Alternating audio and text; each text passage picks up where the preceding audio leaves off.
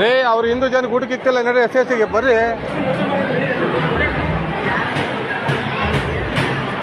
ಬರ್ರಿ ಬರ್ರಿ. ಅವರು ಹಿಂದೂ ಜನ ಊಟಕ್ಕೆ ಇಕ್ಕಲ್ವಂತೆ. ಬಾ ಬಾ. ಇನ್ವೈಟ್ ಮಾಡಬಾರ್ದ್ರಿ ಸಾಹೇಬ್ರೆ, ಹಂಗೆಲ್ಲ ಮಾಡಬಾರ್ದು. ಉಣ್ಣ ಕೂತಾಗ ಎಬ್ಬರಿಸಬಾರ್ದು. ನೋ ಅಧರ್ಮ. ನೀವು ಮಾಡ್ತಿರೋ ತಪ್ಪು. ಮುಂಚೆನೆ ನೀನು ಅಲ್ಲಿ ಗೇಟಲ್ಲಿ ನಿಂತ್ಕೋಬೇಕು. ಅನ್ನ ಕಿತ್ಕೋಬಾರ್ದು. ಅದು ಲಾಸ್ಟಿಗೆ ನಿನಗೆ ಅದು ಕಡೆ ಆಗುತ್ತೆ, ಗೊತ್ತಾ?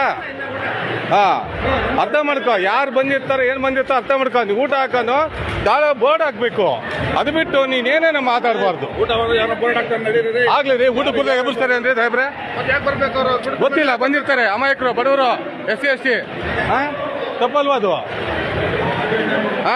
ತಪ್ಪಲ್ವೇನ್ರಿ?